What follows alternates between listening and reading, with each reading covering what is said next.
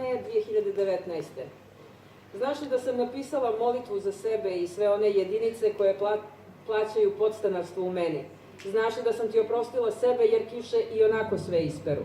Znaš li da me ne boli više nadlaktica na kojoj je jednom stao svijet, kojeg sam pretvorila u impresiju i iščupala korijen samo da te zaboravim? Znaš li da sam bila hodočasnik u tvom postojanju, koji je došao ispred crkve baš kad je nestalo svete vode? Znaš li da sam zatvorila prozore i vrata, čak i nebo, samo da ne bih pala ponovo na tebe? Znaš li da sam ubila reputaciju sreće kao dijete koje je u rukama držalo zapadnog zmaja, a on je htio letjeti prema istoku, da se let zove beletristika? Znaš li da sam se osjećala kao horda svega najljepšeg iz sebe bez korova u volji, da padnem na tebe? Pa da budem siromašno čista, pa da padnem na nove kuće oko tebe, na vremensku prognozu, na tvoje stare papuče, na tvoju nedovršenu kuhinju, na tvoje tablete i tugu iz loših dana.